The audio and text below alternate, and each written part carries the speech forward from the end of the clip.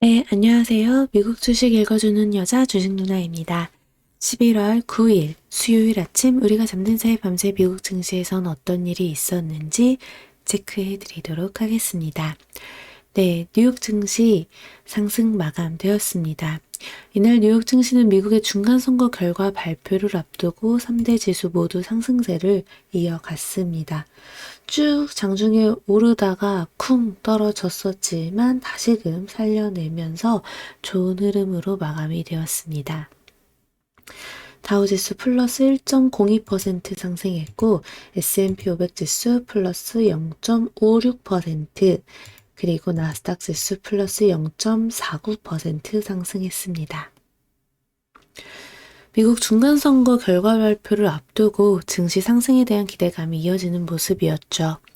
미국 의회의 이 권력을 재편하는 중간선거가 이날 치러진 가운데 여론조사에 따르면 공화당이 하원 다수당을 차지할 것으로 전망되고 있습니다.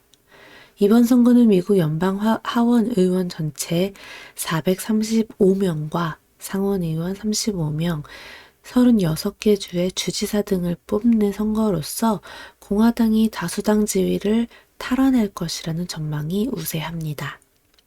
통상 중간선거는 증시의 호재로 작용을 해왔어요. 옥스퍼드 이코노믹스에 따르면 1950년대 이후 S&P 500 지수는 중간선거 이후 12개월간 평균 15% 상승을 했고, 공화당이 승리할 경우 재정 지출이 동결되고 채권 발행이 줄어들어 미 10년물 채권 금리가 낮아질 것으로 예상되고 있습니다. 다만 이번 중간선거의 경우 페드 고강도 인축, 이에 따른 경기 침체 우려 등이 부각되고 있기 때문에 증시에 미칠 여파는 조금 제한적일 것이라는 분석도 제기되고 있어요. 조 바이든 대통령은 전일 밤 유세 이후 백악관으로 돌아오면서 선거 전망에 대한 질문을 받고 상원은 이길 수 있다라고 본다라며 하원 선거는 좀 더 어렵다라고 언급했습니다. 공화당 막후 1인자를 자처하는 도널드 트럼프 전 대통령은 이날 플로리다 팜비치에서 투표하며 오늘은 아주 멋진 밤이 될 것이다 라고 밝혔죠. 한편 뉴욕 증시 전문가들은 공화당이 승리할 가능성이 현재 주가에 반영되고 있는 만큼 의외의 결과가 나올 경우 주가가 반대로 움직일 수 있다라고 말했습니다. 골드만삭스의 얀 해치우스는 보고서에서 공화당이 승리할 경우 시장의 반응은 조용할 수 있다며 하원의 결과는 이미 대체로 승리할 것으로 예상되고 있고, 공화당이 하원을 차지하면 상원의 결과는 정책에 큰 차이를 주지 못하기 때문이다라고 설명했습니다. 그는 민주당이 하원과 상원을 모두 이기는 깜짝 승리에 나설 경우 주가에 부담이 될 수 있다며 시장 참가자들이 법인세의 추가 인상을 예상할 수 있기 때문이다라고 설명했습니다. 그렇기 때문에 저도 이런 전문가들의 의견에 살짝 동의하는 바인데요. 이미 조금 선반영이 되어 왔기 때문에 이 결과 이후 엄청난 상승을 기대하기는 어렵지 않을까. 한번 좀 그래도 계속 특히 우리 시장에 끼치는 이 영향을 좀 보수적으로 잡아가면서 흐름을 보면 좋겠습니다. 그리고 시장은 오는 10일 소비자 물가지수 CPI죠. 예, CPI 보고서에도 주목하고 있습니다. 다음 달 FOMC를 앞두고 나오는 첫 물가 보고서입니다. CPI 상승률이 둔화하면 연준이 금리 인상 속도를 낮출 근거가 될 수 있기 때문인 거죠.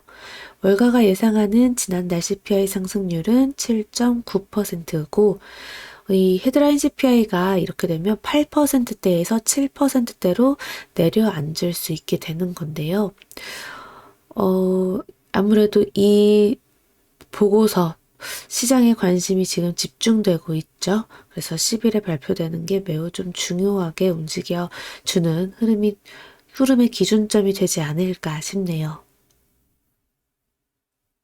국제 유가도 체크해 보도록 하겠습니다. WTI 12월 인도분 가격 전거래일 대비 2.88달러 하락하면서 마감이 되었는데 국제유가는 중국의 코로나19 봉쇄 완화 불확실성이 또 언급되면서 이렇게 하락하는 흐름이 나타났습니다.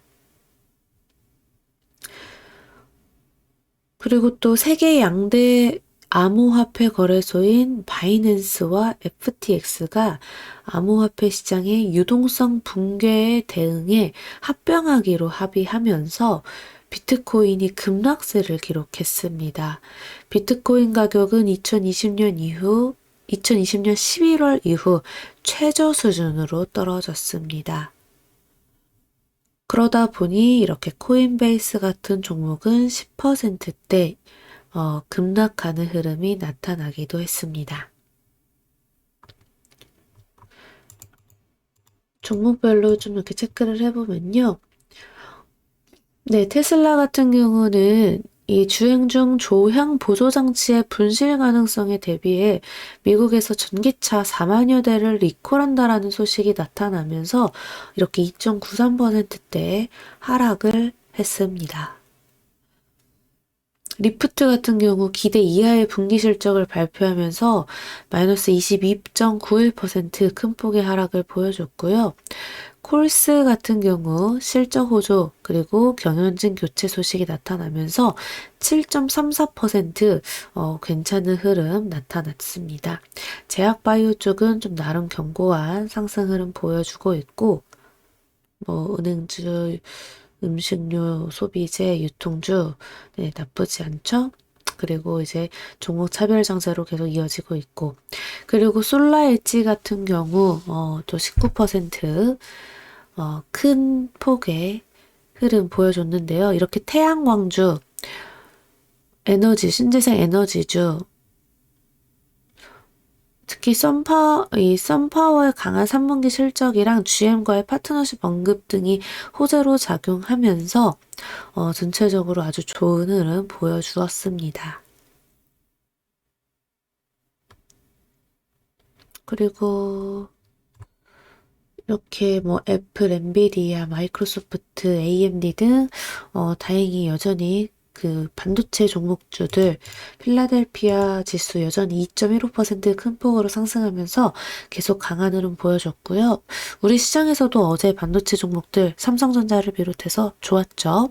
중소형주에서도 좋은 흐름 보여주는 애들이 많았기 때문에 오늘 우선 단기적으로 오전장에는 좀 흐름을 괜찮게 좀 볼 수 있지 않을까 싶은데 또 갭상승을 한 종목은 한 차례 차익 실현 받아내면서 밀리는 흐름 나타날 수 있으니까 종목별로 계속 체크하시면 좋을 듯 합니다.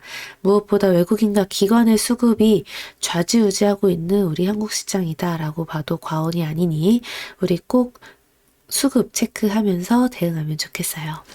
어제 공부한 종목들도 계속 눈여겨보면서 우리 오늘 시장도 화이팅 하면 좋겠습니다. 오늘도 좋은 하루 보내시고 건강한 하루, 행복한 하루 보내세요. 우리는 내일 또 만나서 목요일 밤 9시 라이브 방송에서 공부하도록 하겠습니다. 오늘 우리의 한국 증시 2400포인트 한번 구경해 볼 것 같은데 그리고 나서는 계속 아시죠? 대응해야 되는 때지 지금 절대 매수하자 이러면서 들어가는 타이밍은 아니라는 거 꼭꼭 명심해 주셨으면 좋겠습니다. 수익 보시는 것들, 차익 실현할 수 있는 것들, 현금 확보 잘 하면서 우리 같이 이 시장 잘 이겨내 보도록 해요. 이상 미국 주식 읽어주는 여자 주식누나였습니다. 또 만나요.